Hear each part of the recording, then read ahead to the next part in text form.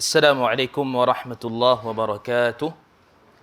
Innal hamdalillah nahmaduhu wa nasta'inuhu wa nastaghfiruh wa na'udzu billahi min shururi anfusina wa min sayyiati a'malina may yahdihillahu fala mudilla lahu wa may yudlil fala hadiya lahu. Asyhadu an la ilaha illallah wahdahu la syarika lahu wa asyhadu anna Muhammadan 'abduhu wa rasuluh. Allahumma shalli wa sallim ala Muhammad wa ala alihi wa ashabihi wa man tabi'ahum bi ihsani ila yaumiddin. Amma ba'd. Saya mulakan Ustaz, tuan-tuan dan puan-puan dirahmati Allah Subhanahu wa taala.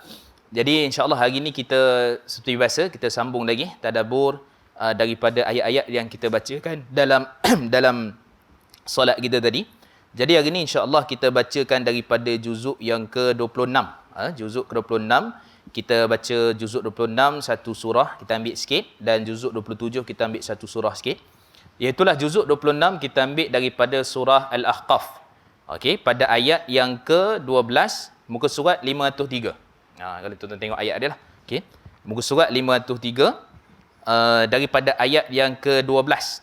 Kemudian sampai ayat yang ke-15. Okey, itu untuk bahagian pertama lah. Baik, Allah Subhanahu wa taala sebut kepada kita tentang wa min qablihi kitabu Musa imaman wa rahmah wa hadha kitabu musaddiqul lisanan arabiyyan liyunziral ladzina zalamu wa busyra lil muhsinin. Baik, kata Allah Subhanahu wa taala pada ayat yang ke-12 tu Allah nyatakan kepada kita bagaimana mereka tergamak mengatakan Al-Quran itu rekaan dusta yang telah lama, padahal telah ada sebuah kitab Nabi Musa yang menjadikan ikutan dan rahmat kepada umatnya, dan Al-Quran pula sebuah kitab yang mengesahkan kebenaran kitab-kitab terdahulu, diturunkan dalam bahasa Arab untuk memberi amaran kepada orang-orang yang zalim dan berita gembira bagi orang-orang yang berbuat kebaikan. Baik, jadi Allah sebut ketika mana orang-orang kafir Quraisy di zaman dakwah baginda Nabi SAW ataupun zaman sebelum itu lagi, dakwah Nabi Nuh AS, dakwah Nabi yang terdahulu, Nabi Yunus AS dan seterusnya, semua mereka ini berdakwah kepada tauhid, dan yang jadi panduan adalah kitab ataupun suhuf yang diturunkan kepada mereka. Mana-mana Nabi yang tak ada suhuf ataupun kitab yang diturunkan kepada mereka, mereka berdakwah kepada tauhid yang sama. Cuma specialnya, pengkhususan, ada Nabi yang mendapat suhuf, Nabi Ibrahim, Nabi Musa, kan, Nabi Syekh dan sebagainya, Nabi Adam AS mengikut beberapa riwayat dan sebagainya, dan begitulah juga Nabi-Nabi yang selepasnya. Namun Nabi SAW dan Nabi Musa, Nabi Daud, Nabi Ibrahim dan juga Nabi-Nabi selepasnya, mereka ataupun Nabi Isa, mereka ada kitab-kitab yang khusus. Kitab Zabur Nabi Daud lah. Nabi Musa, kitab Taurat, Injil Nabi Isa, dan Al-Quran adalah kepada baginda Nabi SAW. Jadi di sini menunjukkan bahawa syariat yang datang adalah syariat yang dibawa oleh baginda Nabi SAW. Bukan syariat itu akidah. Kerana akidah itu semua Nabi sama akidahnya. Akidahnya adalah Islam. Tidak ada Nabi yang mana akidahnya Yahudi, Nasara dan sebagainya, tidak ada. Semua Nabi-Nabi itu adalah akidah asalnya adalah Islam. Dan terutama yang Islam adalah Nabi Ibrahim AS. Wa ma kana minal musyrikin wa kana hanifan muslima. Dan Nabi Ibrahim itu tidaklah di kalangan orang yang mensyirikkan Allah, bahkan dia hanif, agama yang suci, dan juga agama yang Islam. Itu semua agama para Nabi. Dan bila mana Allah tukarkan kepada kaifiat syariat cara ibadah, maka Allah tukarkan kepada syariat baginda Nabi SAW dengan cara yang khusus. Puasa yang khusus, solat yang khusus, zakat yang khusus dan perkara-perkara yang berkaitan. Bukan Nabi sebelum-sebelumnya tak ada zakat. Bukan Nabi sebelumnya tak ada solat, tak ada haji dan sebagainya. Nabi Ibrahim buat haji. Tetapi kita nak cerita ialah pensyariatan baginda Nabi SAW. Jadi bila ayat ini menyatakan tentang kedatangan Rasul, iaitulah baginda Nabi SAW, khatamin nabiyyin, penutup bagi sekian Rasul, tapi orang kafir Quraisy, orang-orang yang tak beriman, mereka tak percaya. Hatta pada hari ini sekalipun ada di kalangan umat ataupun di kalangan manusia ni, dia tak percaya tentang kedatangan baginda Nabi SAW. Mereka kata cukuplah dengan Musa. Mereka kata cukuplah dengan Isa. Kerana itu agama yang kami pegang. Padahal sebenarnya Allah sebut, di situlah Allah hapuskan. Dan ayat ni jelas, Allah kata pada ayat ni, Allah bagi tahu kepada kita tentang musaddiqal lisanan arabiyya, membenarkan, iaitulah wa hadha kitab, Al-Quran ini membenarkan lisan Arab. Lisan Arab ni maksudnya ialah Quran itu sendiri, iaitulah juga kitab-kitab yang diturunkan dalam bahasa Syriah, Ibrani, Hebrew ataupun sebagainya lah. Okay, dalam istilah mudahnya kita panggil sebagai bahasa-bahasa yang ada dekat dunia ni, dan Allah turunkan dulu, dan bahasa Arab membenarkan semua sekali. Kepada semua kitab-kitab yang ada itu, bahkan membawa pula kepada syariat yang baru. Jadi maksudnya bukan maksud kitab dulu tu tersalah, kitab dulu tersilap yang Allah hapuskan. Manansakh min ayatin, kata Allah. Tidaklah satu ayat pun Allah nasahkan, Allah angkat itu, melainkan Allah ganti yang lebih baik ataupun yang setara dengannya. Yang lebih baik apa? Quran. Yang setara dengannya Quran. Maka Quran telah menghapuskan segala kitab-kitab yang ada terdahulu daripada sudut kaifiat. Agama Islam semua sama. Cara ibadah, cara mereka berhukum hakam, jadi itu ada perbezaan-perbezaan yang mana disebutkan. Sebagai contoh, kalau zaman dulu, orang-orang Yahudi, ataupun Bani Israel, ataupun kita kata sebagai Bani Israel, istilah mudahnya, mereka ini kalau makan tak boleh makan benda-benda yang berkuku. Maksudnya lembu, ayam, apa benda semua ni diharamkan bagi mereka, itu syariat terdahulu. Ni disebut dalam banyak-banyak kitab tafsir, Tabari, boleh rujuk pada Qurtubi, Ibnu Kathir dan sebagainya, diharamkan kepada umat terdahulu. Tetapi untuk kita dihalalkan. Itu satu. Antaranya lagi ialah syariat umat terdahulu, hukumnya seperti mana bertaubat. Bunuh diri bagi Bani Israel adalah salah satu cara bertaubat. Wa idh qala Musa liqaumihi ya qaumi innakum zalamtum anfusakum biittikhadikumul ijl. Nabi Musa AS berkata pada kaumnya, wahai kaumku, kamu zalim. Maksud kamu telah mensyirikkan Allah dengan menyembah al-ijl. Kemudian kata Allah Subhanahu wa taala, faqtulu anfusakum, bunuhlah diri kamu, yakni untuk kamu bertaubat kepada Allah Subhanahu wa taala. Umat Muhammad nak bertaubat, cuma tinggalkan dosa, menyesal sungguh-sungguh, berazam untuk tidak akan mengulanginya. Dan kalau dosa melibatkan manusia, dia kena memohon kemaafan. Itu disyaratkan oleh Imam Nawawi dalam kitab beliau Riyadhus Salihin dalam bab taubat. Ini konsep Islam dan juga syariat yang terdahulu. Yang ketiga, sebagai contoh lagi, umat terdahulu bila mana mereka baju ataupun dia punya pakaian terkena kotoran, mereka tak boleh basuh. Mereka kena gunting dan buang. Tampal pada pakaian yang basuh ataupun pada kain yang bersih. Tampal baju tu. Adapun syariat umat Nabi SAW, cuma basuh dan sucikan, hilang bau, rasa dan warna, tak ada masalah. Boleh solat dengan pakaian ataupun baju yang dipakai. Maka itu kita kena faham, semua itu membenarkan apa yang ada dalam Taurat, Injil dan sebagainya, dan Allah datangkan Al-Quran. Baik, kemudian Allah sebut pada ayat 13 dan juga 14. Allah cerita kelebihan orang yang istiqamah.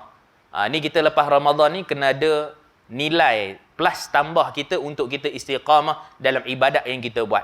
Ma la yatruku kullu la yatruku jullu. Benda yang kita tak boleh tinggal semua, benda tak boleh buat semua, jangan tinggal semua. Kan? Benda yang kita tak boleh, tak mampu nak buat macam mana dalam Ramadan, jangan tinggal semua. Ni bukan hadis.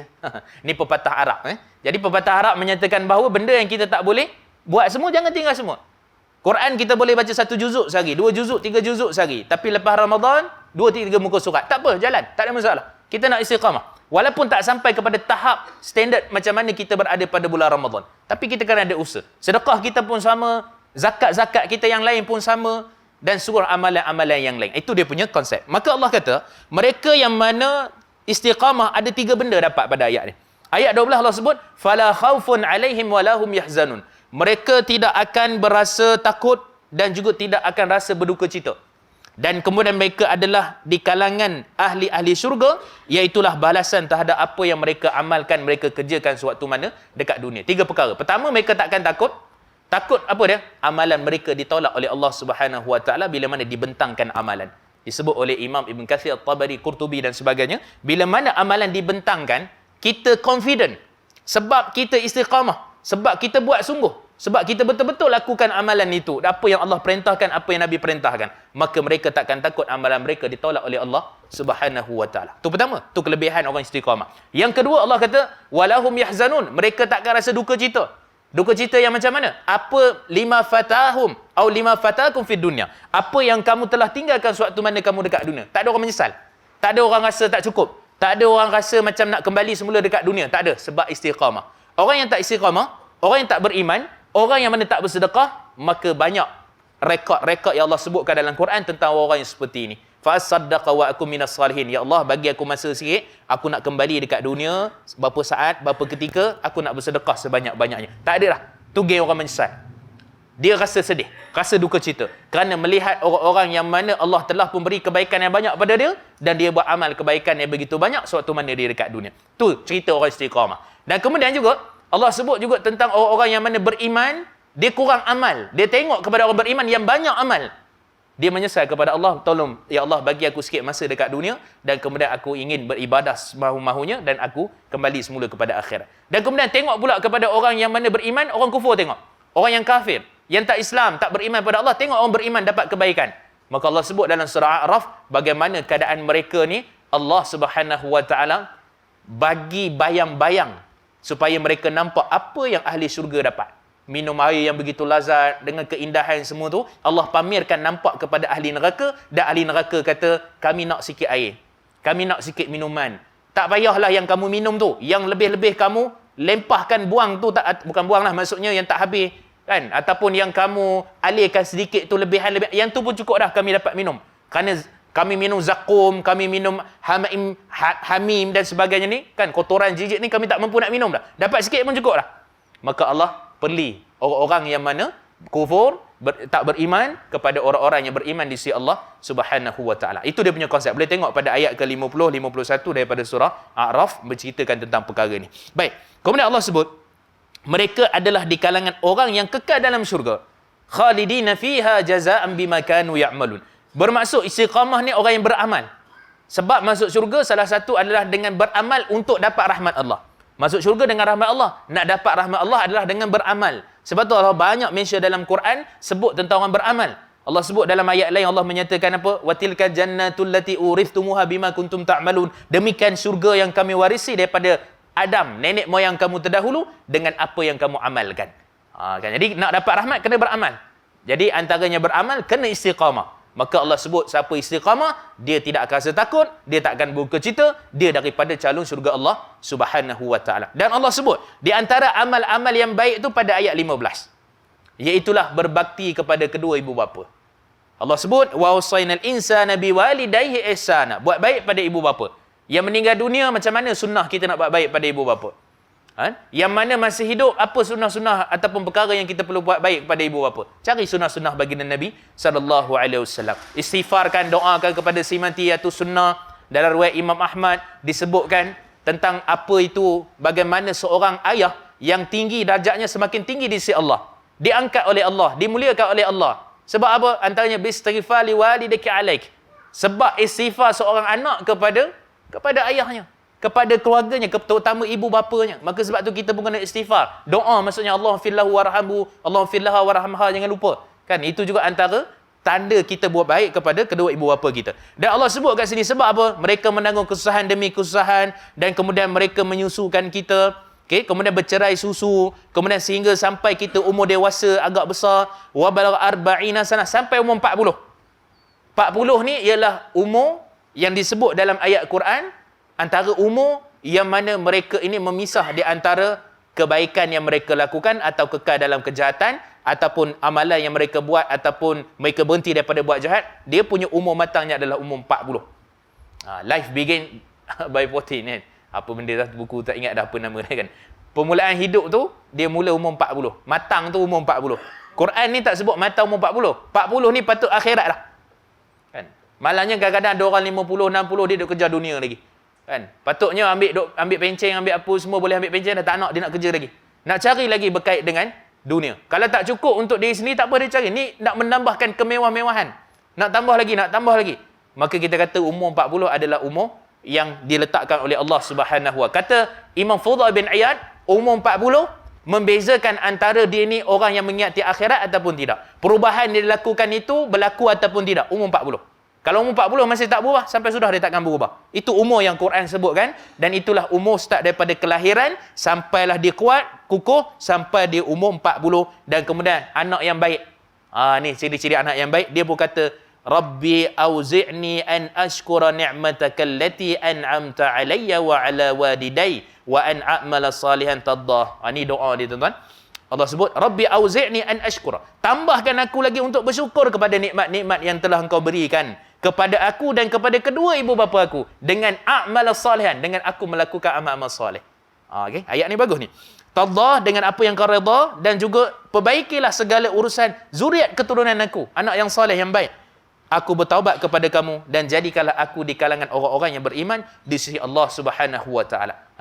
Rabbi auzi'ni an ashkura ni'mataka allati an'amta 'alai wa 'ala walidai. Ini doa yang sangat bagus untuk kita menyatakan umur kita 40, kita dah merasa kehidupan dunia, akhirnya kita kata, ya Allah, inilah nikmat paling baik kau tambah pada aku, pada kedua ibu bapaku, dan kemudian dengan sebab tu aku berlakukan amal soleh, taat kepada Allah, dan aku bertaubat, dan jadikanlah aku di kalangan orang-orang yang muslimin, menyerah diri kepada Allah Subhanahu wa taala. Baik, itu yang kita bacakan tadi. Saya ambil lagi surah Az-Zariyat yang mana kita baca pada ayat tadi.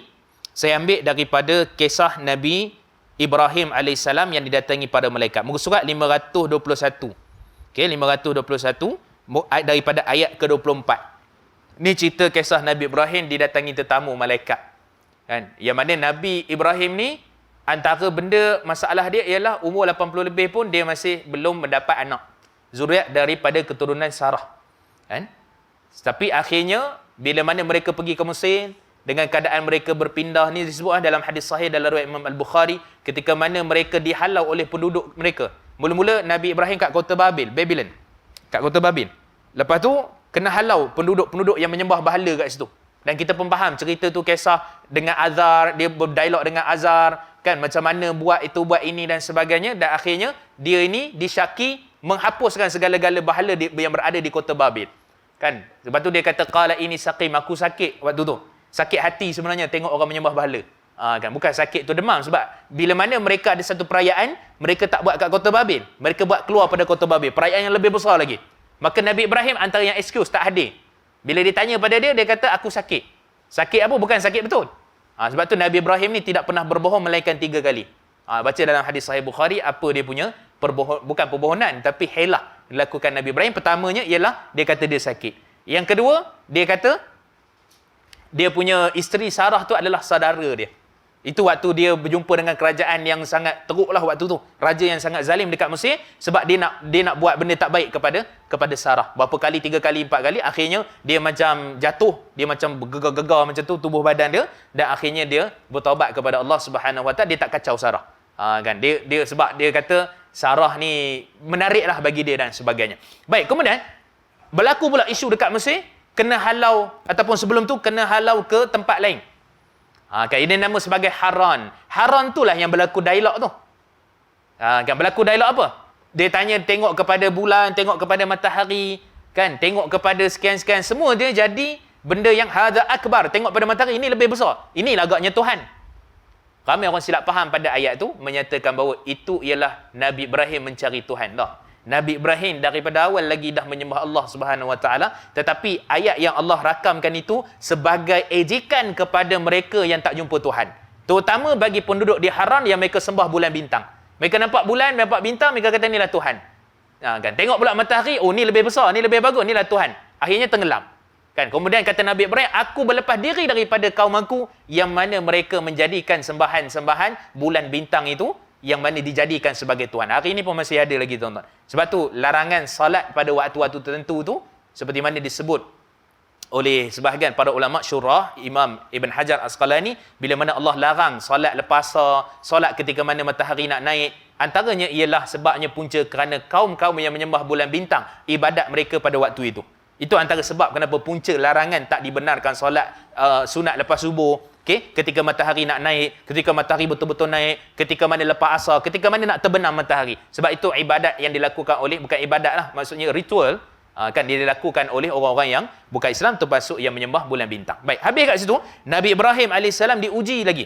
Diuji dengan tak ada anak, diuji dengan kena bina Kaabah, diuji dengan sembelih Nabi Ibrahim. Banyak ujian dia, Nabi Ibrahim AS.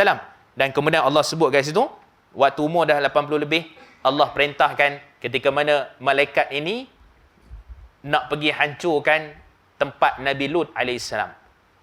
Kan, bila mana dalam pengutusan nak pergi tu, maka singgah kejap dekat rumah Nabi Ibrahim. Menarik kalau tuan-tuan baca kisah dia ni apa, ketika datangnya tetamu Nabi Ibrahim AS dan masuk mereka bagi salam. Itu menunjukkan bagi salam itu adalah bukan lagi Nabi SAW, sebelum tu lagi. Assalamualaikum warahmatullahi. Kan? Itu dia. Baik, kemudian qala salamun qaumun munkarun. Kan, mereka pun jawab salam tetapi macam jarang nampak dia orang ni. Nabi Ibrahim dia kenal lah orang beriman, orang baik pun di tempat dia tu, tapi yang ni jarang nampak. Baik, faragha ila ahlihi faja'a bi'ijlin samin. Dia pun faragha. Faragha ni Ni sunnah dia tuan-tuan. Kalau orang datang rumah tetamu kita jangan jerit. Mina, tolong buat air. Itu bukan adab. Nabi Ibrahim ajar kita adab. Adab macam mana? Kita pergi pelan-pelan dekat tu, selak tirai ke apa ke dapur. Bang, buat air. Ni ada orang datang ni. Macam tu. Kan Nabi Ibrahim macam tu. Sunnah dia. Jangan kita kata, ya buat air. Jangan betul-betul ada dapur pun semua kan. Tahu dekat belakang rumah ke apa kan. Tu tak betul. Kan kita biasa buat gitu. Kan kita nak cepat, malas nak pergi dapur apa, kita panggil tak. Nabi Ibrahim pergi pelan-pelan, dia kata, kita masak. Ada tetamu datang. Apa dia datang dia? Anak lembu. Bi'ajlin samin. Anak lembu yang gemuk, yang sedap. Kan datang tu. Dan kemudian Nabi Ibrahim pun dekatkan kepada tetamu. Qala ala ta'kulun. Mereka tak makan. Malaikat mana makan? Malaikat tak makan, tak minum, tak apa. Fa'aujasa minhum khifah, dan tiba-tiba ternampak macam ketakutan di kedua-dua Nabi Ibrahim dan juga isterinya. Kemudian malaikat kata, qalu la takhaf. Mereka kata, kau jangan takut. Kami datang ni untuk bighulamin alim. Untuk sampaikan kepada kamu akan ada budak yang amat cerdik akan lahir. Nabi Isa alaihissalam. Kan berita kelahiran. Waktu ni dah kahwin lah dengan Sarah. Dengan Hajar. Dapat Ismail alaihissalam. Baik, kemudian Allah kata, tiba-tiba perempuan ni fi sarratin fasaqad wajha wa qalat ajuzun aqim. Ni cerita dia tuan. Kalau takdir Allah benda tu nak berlaku, dia akan berlaku. Sebab realitinya Sarah ni dah terlambat. Ajuzun aqim tu maksudnya macam istilah mudah kita faham, mandul lah. Takkan lahirkan anak dah. Tapi Allah Subhanahu Wa Taala dengan kehebatannya, dengan pengutusannya, maka dengan sebab tu seolah-olah macam Sarah dia macam menampar-nampar muka dia. Aku macam tak percaya, kan? Tapi itulah yang Allah kata, yang mana benda tu datang daripada Allah Subhanahu Wa Taala. Kemudian Allah sebut akhir tu, qalu kadzalika qala rabbuk innahu wal hakimul alim. Demikianlah apa yang Tuhan kamu sampaikan kepada kamu, kan? Dan kemudian Allah Maha Alim lagi Maha Bijaksana. Okey, kemudian saya lompat sikit terus kepada muka surat akhir daripada surah Az-Zariyat, muka surat 523, kan? Allah ceritakan dekat sini, kita ambil pada ayat 55, muka surat 523. Allah kata tentang apa itu pentingnya berkait dengan akidah, peringatan dan juga semua benda perkara rezeki itu datang daripada Allah Subhanahu Wa Taala. Allah kata, "Wa dzakir fa inna dzikra tanfa'ul mu'minin." Berilah peringatan kerana peringatan itu sangat bermanfaat bagi orang-orang yang beriman. Peringatan ini maksudnya dakwah, kebaikan, sebarkan manfaat dan sebagainya. Maka semua itu termasuk daripada kebaikan kepada orang-orang yang beriman. Kan banyak hadis-hadis yang mengisyaratkan hubungan manusia dengan manusia ni, dia adalah benda yang kita saling mengingatkan antara satu sama lain. Sebab tu banyak orang-orang tertentu yang kadang-kadang dikira sebagai tak beriman, kadang-kadang dikira sebagai tak cukup lengkap iman sebab isu dengan jiran. Kan kata Nabi SAW, man kana yu'minuna billahi wal yaumil akhir, siapa beriman dengan Allah dan hari akhirat, apa dia? Falyukrim jaruh, maka dia muliakan jiran dia. Jangan main mocon. Ni kan ayah sekali tumpang sekaki, jiran nak tidur. Kan Nabi kata tak cukup iman, tak sempurna iman kalau kamu tu tak muliakan tetamu. Tu satulah kan. Dan benda-benda yang lain lah. Kan bising lah apa dan sebagainya. Kan? Ataupun cakna kepada jiran, makan ke, minum ke, lapar ke, susah ke, senang. Maka semua itu termasuk daripada peringatan bagi orang-orang yang beriman, terutama daripada sudut kebaikan dan sebagainya. Kemudian Allah sebut, tidak aku jadikan jin dan manusia melainkan untuk menyembah Allah. Ayat ni semua kita tahu. Kan? Surah Az-Zariyat ayat 56 tentang manusia dan jin sahaja yang menyembah Allah Subhanahu Wa Taala daripada sudut melakukan ibadah. Tapi jangan tanyalah jin ibadah macam mana, yang tu bukan urusan kita. Kan? Tapi jin makan nasi. Jin makan nasi. Cuma dia tak telefon saya lagi. Okay? So, jin, kenapa jin makan nasi? Daripada A'mash meruayatkan, dikatakan oleh Al-Hafiz Imam Ibn Kathir, menyatakan bahawa jin ni makan apa? A'mash tanya, dalam dia jumpa ataupun dia bermimpi. Kan? A'mash tanya. A'mash satu ulama besar hebat lah. Dia tanya, jin makan apa? Jin, lepas tu dia kata, ada satu gerakan, macam nampak nasi tu dimakan. Maka kata beliau, al-arus, makan nasi. Jin makan nasi. Kan? Kemudian, ada tak di kalangan jin kamu, siapakah yang paling teruk sekali? Maka kata jin tu kepada A'mash radhiyallahu anhu ajma'in, beliau menyatakan bahawa yang paling teruk sekali ialah Syiah Rafidah. Jin pun ada Syiah. Syiah Rafidah kata dia. Yang paling teruk sekali di kalangan jin kami adalah Syiah Rafidah. Kan, jadi nak cerita itu A'mash punya cerita lah. Kan dinukilkan oleh Imam Ibn Kathir dalam tafsir Ibn Kathir. Tuan-tuan boleh tengok dalam surah jin dan sebagainya, akan jumpa apa kisah berkait dengan perkara itu. Okey, kemudian Allah sebut tentang Maka malaikat tidak menyembah Allah, dia cuma, bukan menyembah tu maksud tak beribadat kepada Allah. Dia ada ibadat khusus. Cuma yang solat, puasa, zakat, haji ni kita. Untuk membesarkan Allah apa semua ni, ini tugas malaikat. Wa nahnu nusabbih wa nuqaddis sulak. Kan? Maksudnya kami tasbih menyucikan Allah, itu kerja malaikat. Kan? Ataupun ibadat. Tapi bagi kita, ni ada sistem, ada peraturan, untuk jin pun ada, untuk kita pun ada. Tapi kita tak payah sibuklah tentang jin punya jin punya ibadat apa semua, tak ada kaitan. Ini bulan puasa ni macam mana? Kan itu jin punya pasal, tak ada kaitan dengan kita. Kita insan, manusia. Kita memperkemahkan ibadah kita bagaimana yang Allah perintahkan. Akhir sekali Allah sebut, dan aku ma uridu minhum min rizq wa ma uridu ay yut'imun innallaha huwa razzaqu dzul quwwatin matin. Yang demikian itu aku, kata Allah Subhanahu wa taala, yang tidaklah aku menghendaki daripada kamu rezeki, baik nasi ke, baik lauk ke, baik apa semua, Allah tak menginginkan benda tu. Wa ma uridu ay yut'imun, dan aku juga tak ingin makanan daripada kamu. Innallaha huwa razzaqu dzul quwwatin matin. Sesungguhnya Allah lah yang razak, yang memberi rezeki. Kan? Sebab tu yang ni kita kena ingat dalam bab rezeki, kan? Sebelum ni pun kita ada sebut dah tentang rezeki dalam ada ayat-ayat yang sebelum ni. Okey? Sebab rezeki ni semua kita kena kembali kepada Allah Subhanahu wa taala. Kerana bukan sebab kaya, bukan sebab kita pandai, bukan kaya bukan sebab kita pandai bisnes strategi, bukan sebab kita ramai follower apa semua dan sebagainya, tetapi kita tengok akan ada orang yang mana dia kaya kemudian dia jatuh. Dan sekiannya. Semua itu di sisi Allah Subhanahu wa taala, dan Allah tak nak. Maksudnya Allah nak bagi tahu, tak payahlah rezeki yang kau rasa tu kau dapat sendiri. Tak payahlah makanan minum yang kau rasa tu kau dapat sendiri. Aku yang bagi, kata Allah, dengan Ar-Razzaq, yang Maha Pemberi rezeki. Ini salah satu daripada nama Asmaul Husna, yang mana kalau kita doa untuk dapatkan rezeki, kita seru nama Allah Ar-Razzaq, Ya Razzaq, Ya Arhamar Rahimin, Ya Rahman, Ya Rahim, dan kita minta kepada Allah beri rezeki yang baik dan juga yang penuh keberkatan. Wallahu alam. Saya rasa cukup dulu sikit ambil tu. Kita ambil sikit, kita faham sikit apa yang kita baca, apa yang kita dalam solat kita, dan mudah-mudahan ada keberkatan. Dan ini adalah tadabbur yang mana memberikan manfaat kepada kita walaupun secara ringkas, tapi ada manfaat insya-Allah. Qul qauli hadza wa astaghfirullah li wa lakum. Wassalamualaikum warahmatullahi wabarakatuh.